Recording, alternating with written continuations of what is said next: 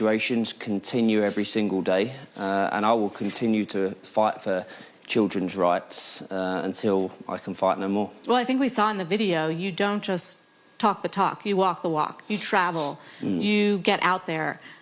What are some of the most memorable experiences for you? You know, every trip that I go on is a memorable experience. Good, bad. Every child that I meet has a different situation and a different worry and different dreams and different hopes.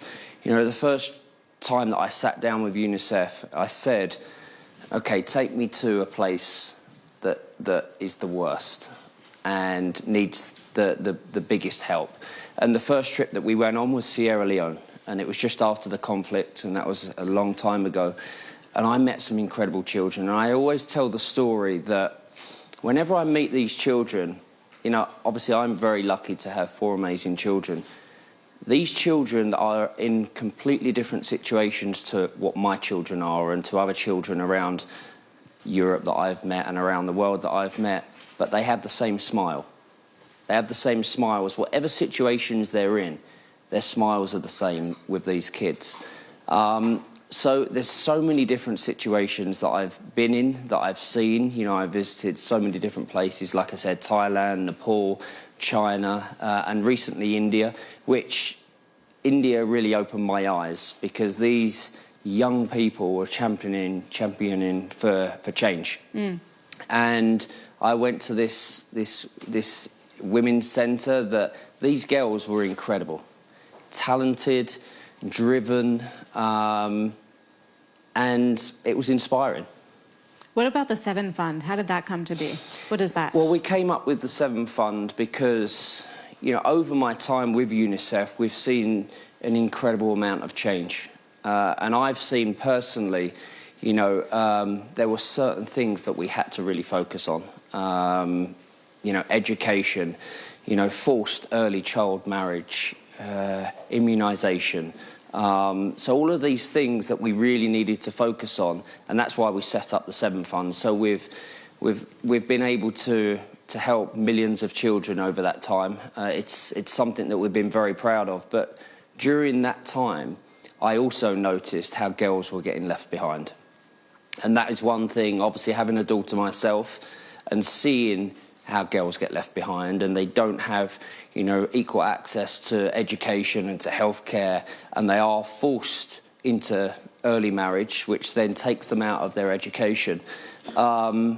So I wanted to focus the next few years on that, and that's what I'm focusing, you know, on this year. Teenage girls, empowering them, you know, to live to their full potential. They should have the right and the same access as the boys do. You know, I'm not saying that I'm stepping away from helping the boys, but my main focus is the girls, because when you empower a young girl, you know, it uplifts them, it uplifts their family, it uplifts their communities, and that's good for everybody, that's good for the world, and that's one thing that we're focused on. So how much time, you've got a lot going on, so how much time do you spend with UNICEF and on the trips and making sure that these funds go to the right places? Well, you know, it's a daily thing, in all honesty. You know, within the office, it's a daily thing. We're always communicating with UNICEF. We're always communicating with the team that we have. I also always try to do at least 1-2 trips a year, and they're always major trips, and they're always shining a light. And I think that's the one thing that I can do, you know, is shine a light on these situations, and that's one thing that my platform gives. You know, throughout my career, I've been successful on the field, I've been successful with business, but what gives me the platform to help organisations like UNICEF is the fact that I've been successful on the field, and that's what I want to do with the platform that I have. They probably go nuts when you come visit. Well, and that's the amazing thing. You know, I step into these communities and these villages that don't have TV, that don't have radio, and you walk out onto, you know, a soccer field, a football field with a ball, and these kids light up, you know, whether they know me or not. And most of the time they do know me purely because... Because everybody knows of you? Well, not just that. But, you know, whether it's they've heard the name Beckham on the radio, you know, or whether they've seen their father wearing an old Manchester United shirt or an old England shirt, you know, it is great to have that, and it is great to be able to use that for good. Speaking of using it for good, you also participate in the King's Fund. Is that something more recent? What's your relationship Yeah, I there? always get emotional talking about anything that I do with our royal family, because I've always been a huge royalist. I was brought up in a family, in a household that adored and loved everything that came with the royal family. So, you know, over the years, I've done a lot with the Prince of Wales, and I've always been there whenever he's asked me to get involved with things, you know, whether it be veterans, whether it be the London Air Ambulance Service, which we raised funds to get 2 new helicopters for London. You know, these are the things that when I was a kid, I used to see the helicopters going over, and you knew exactly what they were going to do. They were on the way to an emergency. So to be involved in that has always been a yes for me. You know, whenever the Prince of Wales sends me a message and says, I need you to do this or be there, it's always a yes. So when the King asked me to be part of his foundation, I was very honoured, very privileged. I rang my mum straight away and said, you're not going to believe what I've just been asked to do. What did she say? My mum always just bursts into tears, in all honesty, because she's so proud of, obviously, what I've done throughout my career, but she's also proud, and she knows my grandparents would have been proud that I've played such an important role within the royal family and the charities that they have. So to be involved in the King's Foundation, you know, our King is an incredible man. He's an incredible man, but he's not just been an incredible man for the last 5-10 years. He's been an incredible man for decades. You know, the work that he has done to empower young people, you know, the grassroots work, you know, all of that, all of those, you know, sustainable work, all of these things, all of those lost arts that are lost, and he's trying to bring them back. You know, I visited recently. I visited him, and there's a couple of great pictures that I've had of me laughing with him, and you know, best friends apparently. But you know, we have very similar interests, and I think is he really into beekeeping too? Beekeeping, yeah. Who is that knew? a very popular thing to be into in the UK? Well, I didn't think it would be, but apparently it is. So he's into bees, I'm into bees. He's into the countryside, I'm into the countryside. So. And he's into empowering young people. So, yeah, so I'm very honoured with that role. They don't really go into the philanthropic part in The Crown. So I think many people don't know. Yeah. That it's a big part of the monarchy. I think, you know, we all watched The Crown. We all learnt a lot from The Crown. You know, Is it accurate? I wouldn't know. I wouldn't know. You know the monarchy. Yeah. Anyway... So what's next on the philanthropic front? I mean, it sounds like you have your hands full on UNICEF, the King's Foundation. Is there anything else you'd like to do to make a difference? To be honest, we want to just continue to empower young people. I think, you know, it's a silly thing to say and an obvious thing to say, but they are our future. And we need to continue to empower, you know, especially young girls, to live to their full potential. And when you give children the tools, when you give them the opportunities, they respond. What about empowering your young people? You're a family guy, 4 kids, they're all very famous. They didn't grow up the way you grew up. No. And they didn't grow up, certainly, as you mentioned, the way some of these kids around the world. So how do you instill the kind of values that you're talking about in your kids? I think by giving them the values that we had growing up. You know, mine and Victoria's children have grown up totally different to how we grew up, but we instilled from a very young age the right values. You know, my sons, you'll never see my sons walk into a room and not let a lady go through the door first, or shake people's hand, because or that's what you did. Be engaged. That's what I did. So, you know, whether you think your children are watching or listening, they are, most of the time. And luckily for me, you know, my children have noticed, you know, when my wife leaves the table, I stand up. It's old traditions like that that I have tried to pass on to my children, and thankfully, you know, they've turned out great. And me and Victoria are very proud of our children, you know, not because they have their own dreams and ambitions and they're working and they're doing exactly what they want to do, but more because of the values that they have. And let's hope they continue. You stand up every time she leaves the table? Yeah. I can't imagine my husband doing that. I do get strange looks at times from people. They're like, why are you That's standing? old school. It is old school, but you know what? It's how I was brought up. And I've tried to pass it on to my kids, and my kids do it. They don't always do it, but they know that's what Dad does, so...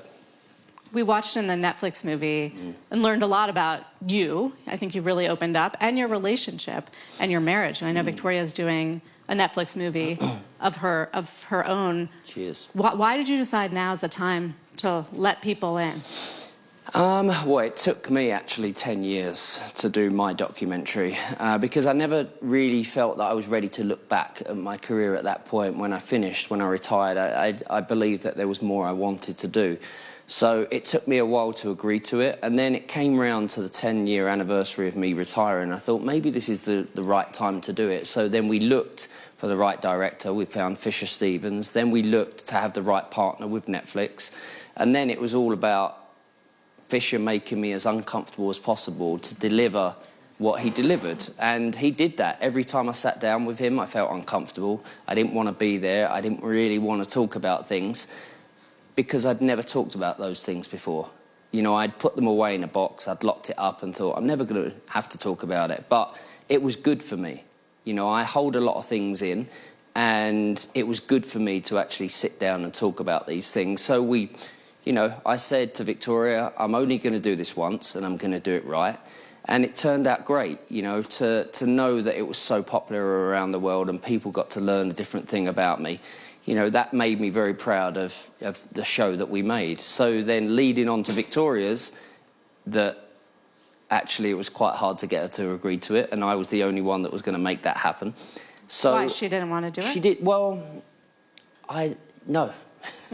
She didn't. Well, purely because, yeah, I wanted to do it and showcase what she's all about. You know, people see her as the designer, the creator of, obviously, a beauty brand, the mother, the wife, the Spice Girl. I was going to say, posh, first and foremost. But I wanted to highlight how hard she works. You know, this is a woman. I've never met a harder working woman, apart from you. I've never met a harder working woman than my wife.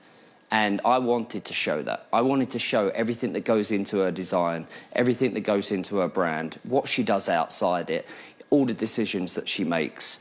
And that's the only way of doing it. So, again, we're doing it with Netflix. We're doing it with our production company. And so far, I think it's going great. And it's just going to highlight how hard she works and the things that she does. And I think people are going to be quite surprised how she juggles things, because, you know, she's a multitasker, and that's one thing that I don't think I am.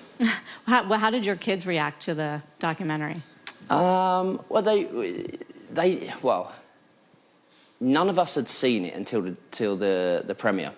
Hmm. So because I made that conscious decision to give that power to Fisher Stevens, the director, and Netflix and my team. You know, my team had seen clips, but, you know, the edit, I wanted them to have full control, because I think that was important, and it came out in it. So we sat there at the premiere, and I could see one of my sons getting quite emotional, Brooklyn, because he lived through that whole time. You know, he's 25 years old, so he'd lived through every moment of my career and, you know, mine and Victoria's relationship. Then you had Romeo, that was 19 years old, no, that was 20 years old at the time, and I could see him, and he said, Dad, you and Mum worked really hard to get where you are. Then Cruz, my youngest boy, turned around to me and he said, Dad, you were really good at football.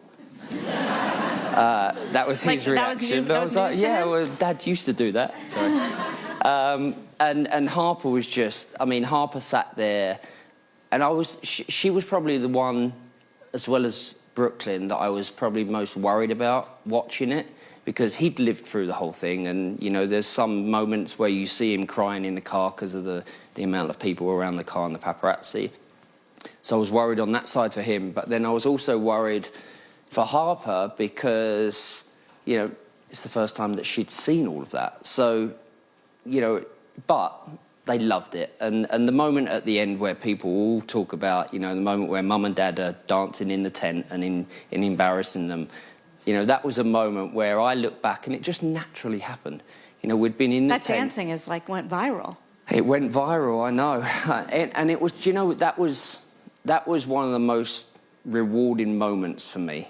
Seeing, you know, people in their kitchens doing the same. You know, seeing them do it with their children or their parents or their animals.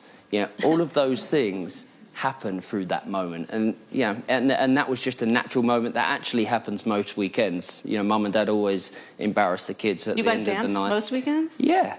Yeah, you know, after a couple of drinks. Goals. Couple of drinks. After a couple of drinks. I think what resonated with people is how authentic you were and how much you opened up. And speaking of, I do want to talk about David Beckham, the businessman, because you've been very successful. I mentioned the partnership with Authentic Brands. So they own a majority of your brands, all the deals you do, the endorsements and the business. How's that going? You know, it's going incredibly well. You know, I'm very lucky to have the business that I've had, but I think I recognised very early on in my career that I wanted to have a business outside of my career when I finish. So I built the business up to a certain point to do that. And when I built the business up to a certain point, I knew that then I wanted to scale it. But I knew I wanted to scale it with the right people. I didn't just want to hand, you know, a certain amount of my brand over to someone to let them do whatever they wanted with it. So, you know, I've known Jamie Salter for over a decade. And I know his values. I know his family values. I know him as a businessman. I know how hard he works. And I knew that when I met Jamie, at that point, it wasn't the right time to go into business. I didn't feel my business was in the right position to actually, you know, take it to another level. I knew that I had to build it a bit more over the time. But I also watched what Jamie was doing with Authentic over the last 10 years. You know, he's built this incredibly successful brand for 15 years now. And I knew eventually that was the man that I wanted to be in partnership with and business with. So, you know, over that time, you know, I was watching what Jamie was doing. I was watching how hard he was working and the scale he was going to. And then when it came to the point where I was like, OK, I'm ready to scale my business. I'm ready to take it to the next level. Me and Jamie had a conversation, and that conversation probably lasted 5 minutes. And we knew that we wanted to be in business together. You know, I know Jamie as the businessman, and I love him as the businessman. But what I love him is for his values. What I love him for is his family values. All 4 of his boys are in the business. All 4 boys have the values that he has. His wife runs the show, of course. As she should. As she should. But Jamie is an incredible partner to be in business with. And like I said, you know, I wanted to take my business to the next level. And, you know, the scale that he has done to Authentic is what I wanted to do with my business. And that's, you know, being a shareholder of Authentic and being a partner with Jamie. You know, it's something that I'm very excited about the future. It's been a good place to be. It's been a good place. One of your best business decisions, certainly to Americans, has been Inter Miami. You have an ownership stake, and you somehow convinced Messi to come play in the United States. Yeah. What was the vision or the inspiration behind all that? I always wanted to give back to the game. You know, my dream was always to give back to football, to soccer. And, you know, punditry or management was something that I never saw myself going into. You know, my dream was always to own a team. I always wanted to own a team. So when I moved to America, you know, I had the opportunity to put in one of my contracts, or the contract, that at the end of my time there, I could own a franchise and I could pick the city where it was going to be. And I knew from day one that I wanted Miami. I knew that that was the place where I wanted to be, and a lot of people said to me, it's a tough sporting city, do you really want to go there? And I was like, it's exactly where I want to be. Why? Because it was a challenge. And I would say it's been the hardest challenge, actually, in my career and in my business, but the most rewarding. it's the most rewarding for many reasons, you know, to see the team grow, to see the franchise grow, to see the club grow, and to see what we have now. You know, we're building a new parcel. We have a new parcel of land, 32-acre parcel of land in Miami, where we're building the new stadium, which Miami Freedom Park, which we're very excited about. There'll be retail space, there'll be parks there, and obviously the stadium will be there. So we're very excited about that. But you know, when I moved to America, yes, I wanted to lift the game. Yes, I wanted to be part of, you know, making soccer as popular as it is everywhere else around the world. But I wanted to win. I wanted to win on the field, first off. You know, I had a 6-year contract there. And yes, I wanted to build the game. But more importantly to me, I wanted to win championships. And luckily, in the end, I won 2 championships in America. But now, being the owner of a club that has the greatest player to have ever played the game, you know, that's down to people's opinion, but in my opinion, he's the greatest person to have played it's not that controversial. The game. Not anymore. No. So you think MLS can be as popular as I do. Europe? I've always believed in the potential. You know, America is America. Simple as that. It's a powerful country. It's one of the biggest and greatest opportunities of countries. And you believe that. When I moved to America, it's the land of opportunity. I knew that I wanted to live in America at one point and create a business. And to create a business that we've done, and I now sit back in my chair in Miami, in that stadium, and Leo walks onto that pitch, and I'm like, I'm quite proud of that. I bet. I do want to open it up to questions in the audience. Sure. Sure. I don't know if I can make. You hear me? Yeah. Yes. Well, first, I must tell that Diego Simeone was not the right fit, in my opinion. But I'm grateful because of that, because I can see such an inspiration. Oh, there's a microphone for you. I can see such an inspiration and resilience behind that. I'm Chuy, I'm a YGL from Monterrey, Mexico, and I have 3 kids, 2 daughters, a gymnast and a dancer, and a son, a 16-year-old soccer player in Mexico's main league. What would be your advice for my son and the kids alike that don't have the opportunity to think of business that early, to think of philanthropy that early, and to experience humanitarian needs as you did, so that they can aim beyond national teams or beyond, for example, for a Mexican player, beyond playing in Europe? How can they see bigger? How can they dream bigger? Well, it is all about their dreams. You know, at the end of the day, you know, we can always give our children advice, we can always guide them, but then part of that has to be down to them. You know, part of them, you know, you talk about your children doing what they love. That's the most important thing, to do something that you love. You know, I love to work. I love to be in business. I love to be a footballer. You know, I'm very lucky. You know, I am a person that, you know, my parents gave me the support that I needed, but then that made me want to give them back something. You know, when they gave me so much. You know, I grew up in a working class, you know, household. You know, my mum and dad worked hard till from 7 a.m. to 11 o'clock at night. So they gave me that work ethic. So that's what we can do. We can give our children the opportunity to dream, to help other people, to be kind, because we need more kindness in the world. And then that leads to other things. Thank you, David. Such a privilege. And this is for my son, Gabo. Thank you. Thank you. Let's do one more. Sure, in the back, right behind. Hi, David. I have a goddaughter. She's 10 years old, and she's half Thai, half British. She just suffered diabetes type 1. Can you give some word to her, like, and inspire her a little bit? Well, continue to be healthy. Continue to look after yourself. Continue to dream, because we all want that for children around the world. You know, all children, I've been lucky to sit with children and listen to their hopes, listen to their dreams. And we have to be there for them. We have to look after them. You had children. You started very young. We did. You know, Victoria was 24 and I was 23 when we had Brooklyn. And when we got married, you know, this July we would have been together for 28 years, married for 26 years. I turned 50 in May. So it's quite a big year. Is that why you're in the supplement business now? Well, you know what? We're very strategic in the businesses that we go into. So supplements definitely are needed, and good supplements, which I don't know whether any of you know about IM8, but you should get IM8 because it's got 92 ingredients. I feel like I'm selling something on, now. Well, but you are. I am, yeah. Yeah. So that's your secret, IM8? That's my secret, IM8.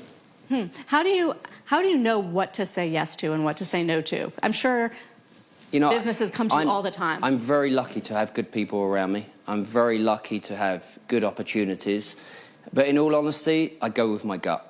I look at the opportunities that are brought to me, and I always look at them and I sit back and look at them and think, can I work with these people?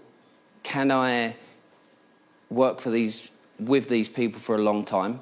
Do I want to be the face or do I want to be the founder? I enjoy both. Like I said a minute ago, I like to work.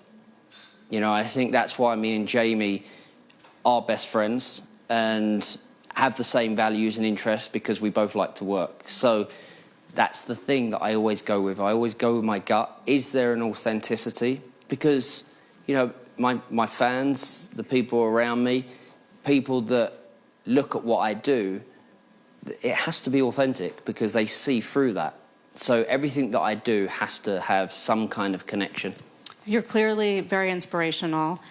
I wonder, though, David, who inspires you? My children, my wife, children that I've met throughout the world, that I've worked with, that I've helped, that UNICEF have helped. Every time that I go on one of these trips, every time that I do something for UNICEF, that inspires me. But it's my children and it's my wife that motivates me. Simple as that. Like I said, my wife is hardworking, but the reason I continue to work as hard as I do is for my children. And I'm not talking about for their futures, but I want to set the right example. When I retired 12, 13 years ago now from playing, I could have just sat back and enjoyed the moment.